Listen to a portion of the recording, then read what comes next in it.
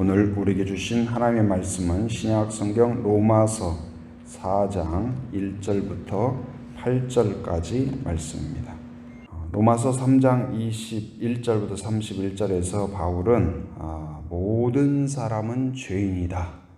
죄인이 아닌 사람은 한 사람도 없다. 어떤 사람도 착하게 산 것 같고 또 인상이 좋은 사람, 잘생긴 사람, 넉넉한 사람, 많이 배운 사람, 도덕적인 것을 추구하는 사람, 그런 사람이 있지만 그럼에도 불구하고 하나님의 영광에 이르지 못하더니, 그러니까 하나님의 기준에 이르지 못했다. 누구도 자기의 그 노력과 수고와 도덕적인 것과 윤리적인 것으로 하나님의 의에 이르지 못했고 구원에 이를 수가 없다. 그래서 모든 사람이 죄인인데 바로 하나님이 주신 첫 번째 그 의인, 하나님의 의인, 율법으로는 누구도 하나님께 다다를 수가 없다. 그래서 하나님께서 새로운 하나님의 의를 세워주셨다. 그래서 그게 뭐예요? 내가 곧 길이요 진리요 생명이다 말씀하신 예수님을 통하여서, 예수님의 십자가를 통하여서 우리의 죄를 씻고 새로운 구원의 길을 만들어 주셨다. 그것을 바울이 주장했죠. 선포했습니다. 그리고 이제 오늘 말씀에서는 그 예수님을 통한 하나님의 그 하나님의 구원의 특징을 이제 예를 통하여서 설명하고 있습니다. 그 첫 번째는 무엇이냐? 예수님을 통한 구원, 예수님을 통한 하나님의 새로운 새로운 법의 특징이 뭐냐? 첫째는 믿음으로 주신다. 한번 따라서 믿음으로 주신다. 하나님이 주신 은혜를 우리가 누리는 건 뭐예요? 믿음으로 누리게 돼요. 거기 이제 첫 번째는 누구를 예로 드냐? 유대인에게는 가장 이제 위대한 그런 조상이죠. 조상. 누구예요? 아브라함의 예를 들고 있습니다.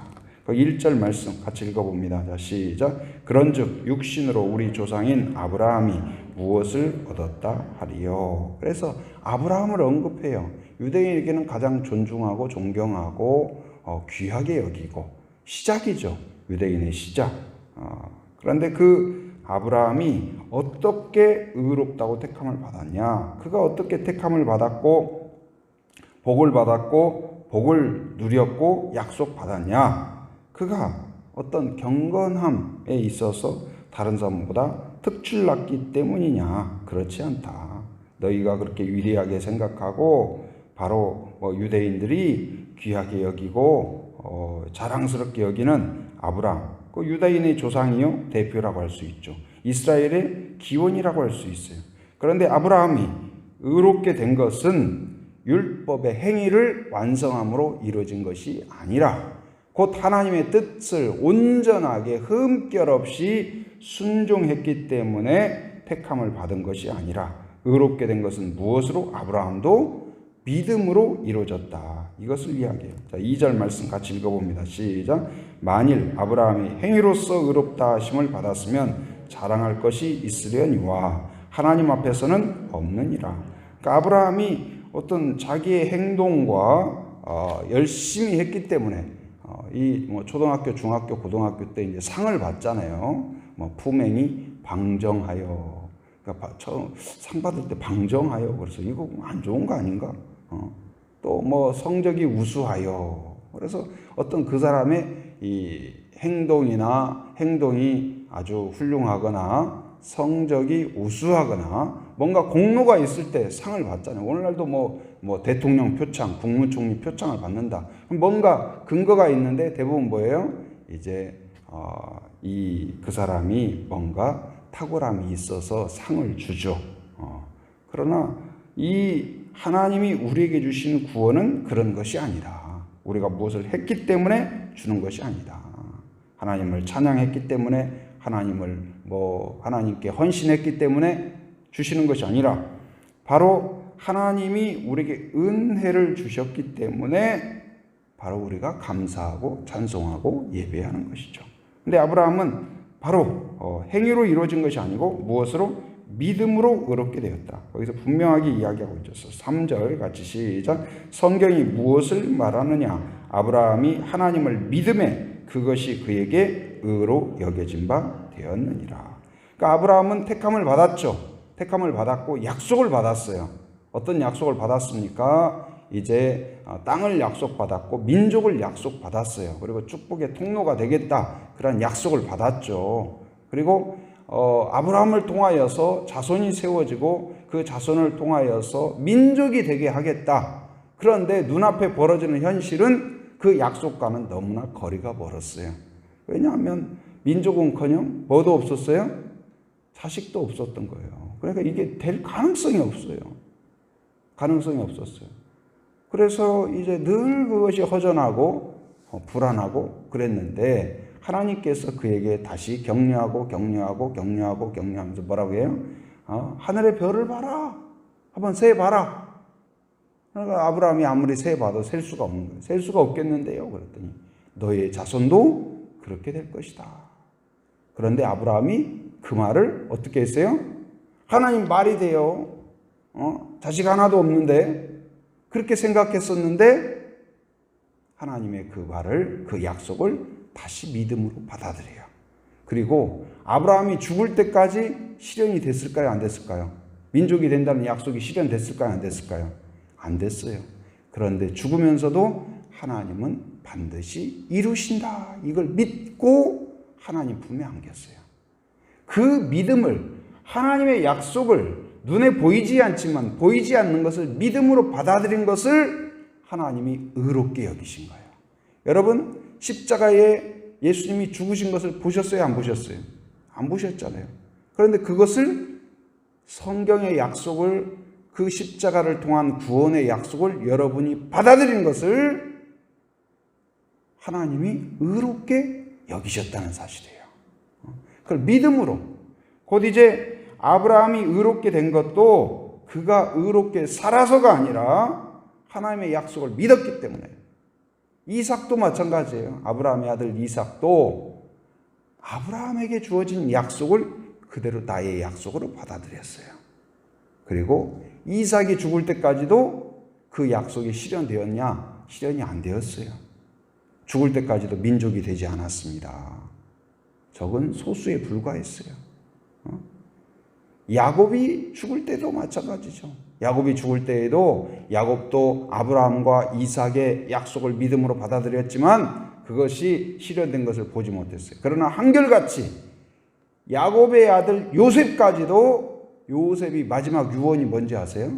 마지막 유언이 너희들이 약속의 땅으로 갈 때 어떻게 해달라? 나의 유고를 어떻게 해달라는 거예요? 가지고 가라. 가지고 가라. 이건 뭐예요? 그의 믿음의 표현이에요. 너희들이 반드시 갈 것이다. 그리고 갈 때 나의 유고를 이 애굽에 두지 말고 약속의 땅으로 가져가 달라. 믿음으로 그가 보지 못했지만 하나님은 신실하시다. 하나님은 약속을 반드시 이루신다. 그걸 믿음으로 받아들였어요. 하나님이 이 모세를 통하여 선포했죠. 천지가 어떻게 생겼어요? 태초에 하나님이 어떻게 하셨다? 천지를 창조하셨다. 여러분 봤어요? 여러분이 그때 있었어요? 존재했어요? 과학적으로 여러분이 증명했어요? 그게 증명이 되나요? 그런데 그걸 믿음으로 받아들인 사람을 어떻게 해요? 하나님이 의롭게 여기신다. 여러분이 천지를 하나님이 창조하셨다는 것을 믿어진다면 그게 은혜요 복인 것을 여러분이 깨닫기를 바랍니다. 이 세상에서 어떤 것보다도 하나님의 말씀이 믿어진다. 이것만큼 최고의 복이 없어요. 그래서 첫째는 어떻게 구원받는다? 바로 첫째는 뭐예요? 아브라함을 통하여서 오히려 아브라함이 어떻게 택함 받았냐? 믿음으로. 아브라함이 어떻게 구원받았냐? 믿음으로. 어떻게 약속이 그에게, 아브라함은 민족이 되는 것을 보지 못했지만 누렸어요. 어떻게 해요? 믿음으로. 여러분, 천국을 누리고 있습니까? 부활을 누리고 있습니까? 아직 우리가 천국에 가지는 않았지만 이 땅에서 주님이 우리를 다스림으로 천국을 누리는 거예요. 믿음이 있으면 기도했어요. 한나가 기도했죠. 한나가 이 성전에서 기도했어요. 무엇을 위해서 기도했어요? 자녀가 없는 거예요. 분인 나는 그 자녀가 있어가지고 늘 한나를 조롱하고 약 올리고 막 그러는 거예요. 그러자 한나가 내가 할 수 없는 일이다. 남편도 할 수 없는 일이다. 누구만이 하실 수 있다? 하나님만 하실 수 있다. 그 믿음으로 성전에 가서 금식하며 기도합니다. 하나님, 아들을 주십시오. 주시면 바로 그 아들을 하나님의 뜻대로 하나님의 종으로 바치겠습니다. 그런데 그것을 보고 엘리 제사장이 보고 처음에는 술 취한 줄 알았죠. 술주정인 줄 알았어요. 그런데 이제 나중에 그 사연을 듣고 축복해줘요. 하나님이 그대에게 그 기도의 제목을 응답해 주시기를 축복한다 하면서 기도해주고 축복해줘요. 그런데 그것을 그러면 제사장이 기도해줬어요. 아기가 생겼을까요? 안 생겼을까요? 기도해주니까 아기가 바로 생겼어요? 기도가 바로 응답됐어요? 아니에요. 그런데 그것을 한나가 어떻게 했을까요? 믿음으로 받아들였어요. 엘리 제사장이 기도해줬지만 누구의 약속으로 받아들였어요? 하나님의 약속으로 받아들인 거예요. 기쁨은 언제 시작이 되었을까요? 아기를 낳고 안았을 때 시작되었을까요? 그걸 믿음으로 받아들였을 때 시작되었을까요? 언제일까요? 아기가 탄생했을 때 아기의 기쁨을 누린 게 아니에요. 그걸 믿음으로 약속으로 받아들인 때에 그 기쁨이 시작된 거예요. 우리도 마찬가지입니다. 하나님의 은혜가 있을 때 은혜를 누리는 게 아니에요. 은혜를 믿음으로 받아들일 때 그 은혜를 누리게 되는 것입니다. 하나님의 약속이 언제 우리의 것이 되나요? 그게 실현되었을 때 내 것이 되는 것이 아니고 그걸 믿음으로 받아들이는 자마다 누리는 거예요. 여러분, 아파트를 이제 집을 준비하고 집이 하나 있었으면 좋겠다. 막 전세, 월세 그렇게 살다가 어떻게 해서 분양을 받았어요. 우리나라만 이 선분양 제도가 있잖아요. 선분양. 그러니까 미리 분양받고 나중에 이제 입주하는. 그런데 분양을 받았어요. 집에 아직 안 들어갔어요. 언제부터 기쁠까요? 집에 들어간 때부터 기뻐요. 분양받고 지금 그것이 아직 지금 건물 시작도 안 해서 기초도 안 닿았어요. 모델하우스에 조형도만 있고 그 조그만 모형만 있어요. 그러나 분양받고 그러면 그때부터 기쁜 거예요. 들어갈 기쁨으로. 바로 그 약속을, 하나님의 약속을 믿음으로 받아들이는 자마다 그 은혜와 기쁨이 시작돼요. 오늘 지금 아브라함을 통하여서 예수님을 통한 구원의 약속이 바로 아브라함도 행동이 아니라 율법이 아니라 바로 믿음으로 구원이 이루어졌음을 이야기하고 있어요. 또 다른 특징은 무엇입니까? 은혜로 이루어졌다. 한번 따라습니다. 은혜로 이루어졌다. 곧 예수님을 통한 구원 약속은 무엇이냐? 첫째는 믿음으로, 둘째는 은혜로. 그래서 어떤 비유를 이야기하냐? 4절 말씀 같이 읽어봅니다. 자, 시작. 일하는 자에게는 그 싹이 은혜로 여겨지지 아니하고 보수로 여겨지니와. 자, 5절 시작. 일을 아니할지라도 경건하지 아니한 자를 의롭다 하시는 이를 믿는 자의 그의 믿음을 의로 여기시나니. 그래서 일꾼의 비유를 들고 있죠. 일하는 사람이 일한 만큼 보수를 받는 것은 뭐예요? 당연하다 생각하는 거죠. 그러나 이것은 은혜가 아니죠. 그런데 이 일을 하는 사람이 예를 들어서 다쳤어요. 문제가 생겼어요. 그래서 일을 할 수가 없어요. 그런데 사장님이 보니까 저 사람이 오늘 이 일당을 받아가지 않으면 가족들의 생활이 어려워요. 곤란해요. 안쓰러워요. 그래서 그 일하지 않았음에도 불구하고 그냥 병상에서 쉬었음에도 불구하고 그날 월급을 준다든지 그날 월급을 준다든지. 근데 바로 이 하나님의 은혜는, 구원은, 예수님을 통한 새로운 법은 우리가 일함으로 받는 것이 아니고 은혜로 주어졌다. 은혜로 주어졌다. 그걸 지금 이야기하고 있죠. 곧 율법의 일을 우리가 완수함으로써 율법을 다 지켰기 때문에 구원과 은혜가 약속된 것이 아니고 예수님을 통하여 구원이 이루어진 것을 믿음으로 받아들인 자에게 은혜로 주어진다. 예수님을 믿는 믿음을 의로 여기신다. 5절에 그렇게 약속하고 있죠. 그의 믿음을 의로 여기신다. 그래서 그 마태복음 20장에 보면 천국 비유가 나와요. 그 중에 이제 이야기가 뭐가 있냐? 포도원에 일꾼을 넣는 이야기가 나옵니다. 포도원을 하는 한 주인이 일꾼을 구하는데 이제 이 인력 시장과 같은 데를 갔죠. 사람들이 이제 일하기 위해서 기다리는 데를 갔더니 일꾼들이 있어요. 그래서 불러다가 일을 시켰어요. 그리고 이제 가봤더니 오전 9시에 갔어요. 그랬더니 또 일꾼이 있어요. 그래서 또 불러다가 일하러 가라. 오늘 일 안 하면 또 먹을 것도 없을 텐데 가족들도 기다리고 있을 텐데 들어가라 그랬어요. 그러니까 보통 일을 우리나라도 이제 일하는데 보면은 해 뜨면 시작되잖아요. 근데 9시에 가서 있으니까 또 일을 넣었어요. 12시에 점심때 가니까 아직도 일자리를 못 찾고 기다리는 사람이 있는 거예요. 아, 지금까지 뭐 하고 있냐? 저를 써주는 데가 없어서요. 이리 와, 빨리 갑시다. 그래가지고 또 데려다가 포도원에 가서 일을 하도록 했어요. 오후 3시에 갔더니 또 있네요. 일꾼이. 지금까지 뭐 하고 있느냐? 그랬더니 아직까지 저 일자리를 못 찾았어요. 이리 와, 우리 포도원 가자. 해가지고 또 데리다가 또 넣었어요. 그리고 이제 해가 뉘엿뉘엿 하는데 몇 시에 갔어요? 오후 5시에 가니까 아직도 있네요. 또 그래서 빨리 와라. 근데 몇 시까지 일하냐면 6시까지 일하는 거예요. 1시간밖에 안 남았어요. 그래서는 이제 데리고 가서 일을 시켰어요.